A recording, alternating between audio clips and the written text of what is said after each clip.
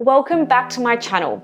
I debunk and break down lots of sports nutrition strategies and tips for you to help you improve your performance. If you like these topics, please hit the like button, but also subscribe so that you don't miss out on any of my other videos. So let's dive into it. Here's the problem. You're training really well, you're midway in a run or a cycle, or you're doing weightlifting, you're feeling good, and then, I don't know, you go and hit heavy cleans, or you're going up a hill, and then all of a sudden you're dizzy, exhausted, you feel like absolute crap.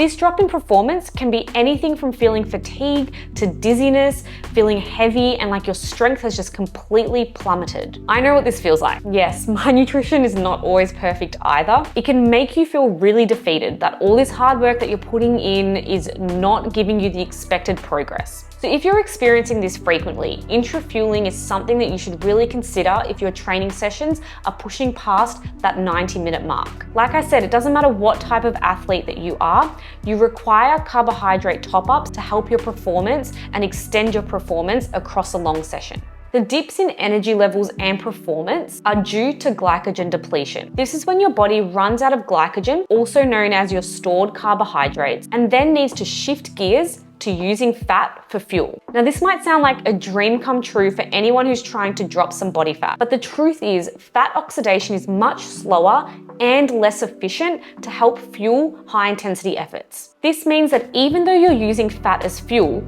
you cannot produce the same amount of strength, power, and intensity that you're expecting. So every time you train more than 90 minutes without considering fueling throughout your session, you're setting yourself up for these performance drops. Now, you might push past this maybe once or twice, but over the long term, it can impact your progress by reducing the quality of your sessions, reducing your gains, or the improvements that you can make with your endurance. Plus, it's mentally discouraging. Hitting a wall repeatedly in training can really leave you demotivated for those longer sessions and stop you from enjoying the whole process. So, how do we fix this? The short answer is to consume easily digestible carbohydrates if your training is longer than 90 minutes so that you replenish your glucose and glycogen stores. But let's break it down a little bit further. Your brain and your muscles rely on glucose, which is also carbohydrates, as a way to support your performance at moderate to high intensities. Consuming carbohydrates during your training session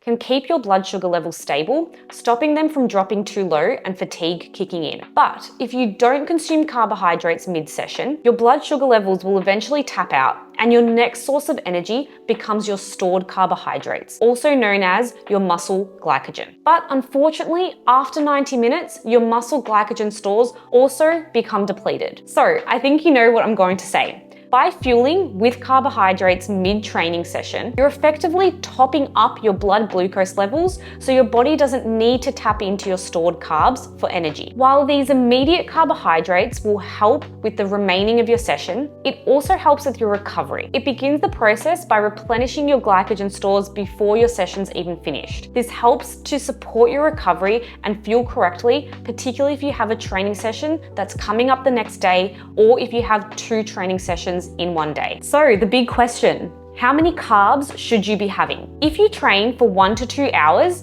30 to 60 grams of carbohydrates per hour is enough. However, if you train between 2 to 4 hours, you then need around 40 to 90 grams of carbohydrates per hour. Now, for my endurance athletes, training more than 4 hours means you need up to 110 grams of carbohydrates per hour. The amounts of carbohydrates vary dramatically based on your length of training session, but it can also vary based on the individual. So it's important to test different amounts of carbs per hour to see what works best for you. And if you're new to fueling during training, these amounts can seem quite overwhelming. So start small. Even if it's 20 to 30 grams of carbs per hour, and then slowly increase as you build tolerance and you know that your stomach and your energy levels are better off for it.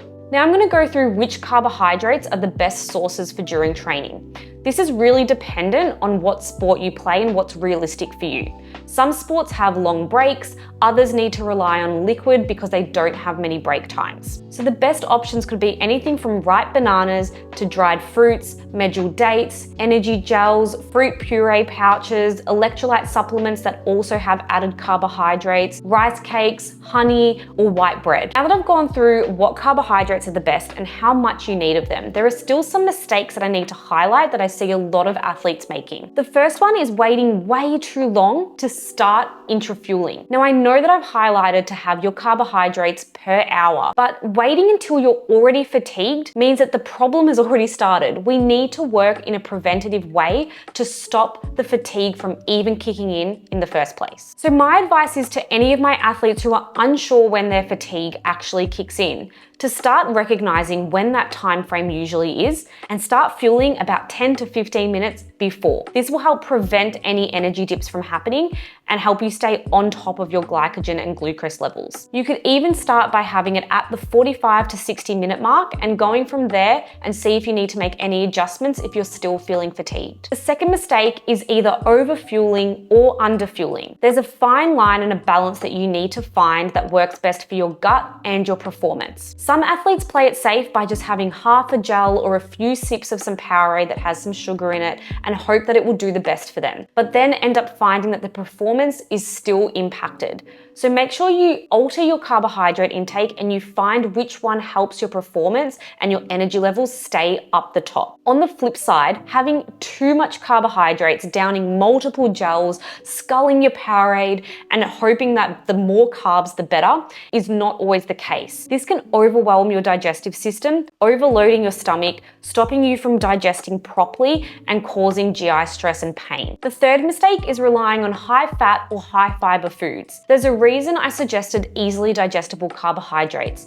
It's because you digest them fast. Now with high fat and high fiber foods, these tend to sit in your stomach for longer periods of time and you can experience bloating and pain throughout your training session. Fourth mistake is not prioritizing hydration. Carbohydrate intake is extremely important, but if that's not paired with sufficient fluid balance and hydration levels, then your carbohydrates are not going to be shuttled effectively into your muscle cells that need it for energy. And lastly, not practicing your intra-training fueling during training is one of the biggest mistakes I see. Athletes who go into a competition or race day with new products, new foods, and new strategies end up feeling bloated, uncomfortable, and not performing your best. So the best tip I can give you is to trial out new strategies and foods during your training sessions so you leave nothing on the table for your competitions. I really hope you found this video helpful. It's probably the #1 tip that I give that can help change your performance instantly. So please like this video and subscribe. I've got more evidence-based nutrition, training, and recovery tips that are coming your way.